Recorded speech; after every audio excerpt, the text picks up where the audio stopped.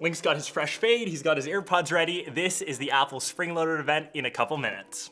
The first thing that we got, I didn't really expect this, is a brand new iPhone color. It's essentially the exact same iPhone 12 that we all know with a new colorway. Interesting. I'm actually drinking a purple drink also, so good job to you, Apple. That was unscripted, but that should be available on Friday.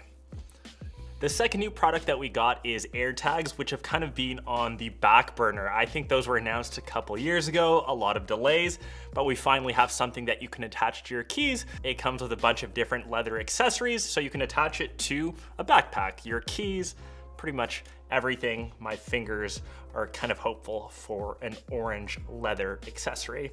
Please, Apple. I need that for all my keys, especially here in this studio. So that's a cool little feature. 29 bucks for one, it's expensive. $99 for four.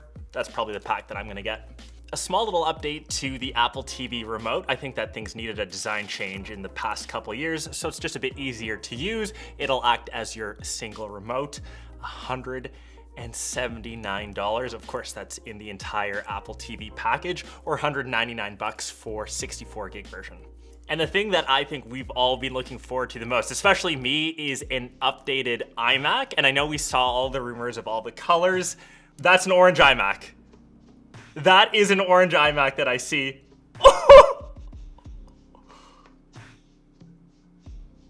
I'm done. I'm done. If you could see the grin on my face.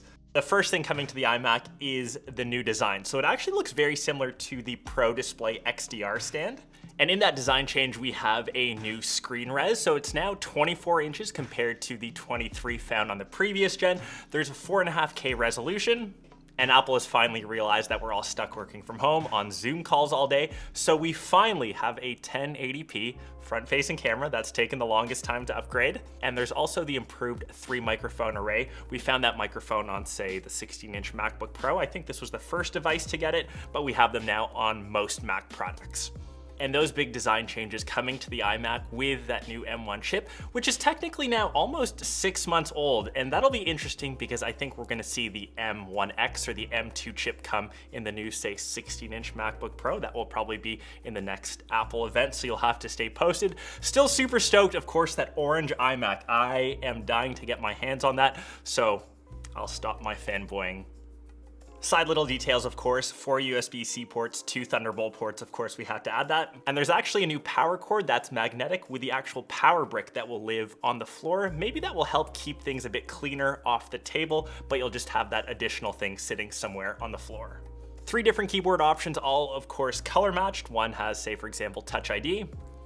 The one that I always eye is the one with a numpad, since I do like to type away my numbers. And it also has a matching trackpad as well as Apple mouse with, of course, that color matching across the board. Wish we would have seen an updated Apple mouse. I don't think they've changed the design. Maybe not my favorite. Still will stick to my Logitech MX Master, but dope to see that it's available in all those different colorways. Once again, a new unboxing will be coming shortly. And coming down a bit, coming from the orange iMac, the M1 chip though, like I mentioned, it's now continued into the iPad Pro. So that iPad really hasn't had an upgrade since 2018, so it finally has that new chip inside, so of course performance will be a lot better. And from my understanding, it'll still have the exact same form factor of the current gen iPad Pro, so you can kind of see mine here. No reduced bezel sizes, but we'll still have USB-C, but it is now Thunderbolt. With that, you'll get 4 times more bandwidth, around 40 gigabits per second. You can attach it to, say, a Pro Display XDR and get full advantage of that resolution, and there will also be 5G built in to the latest gen iPad Pros. And to cap off the new iPad Pro on the 12.9 inch, so the larger model, we're now getting that Pro Display XDR tech that we see, say, behind me, into that form factor of an iPad. It's 1000 nits of brightness, so you can actively swap your workflow straight from your iPad Pro to the Pro Display XDR and kind of back and forth and interchange them.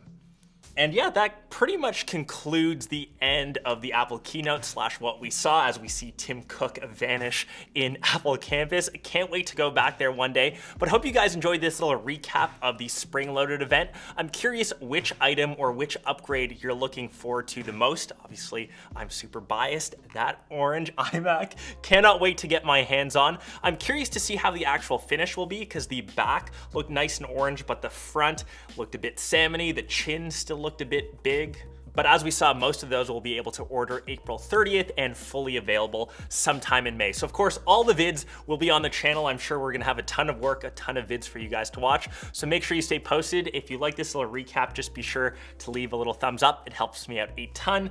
Make sure to comment down below on, of course, your favorite item that you saw, and can't wait to see you in those videos that we're gonna be getting soon. Peace.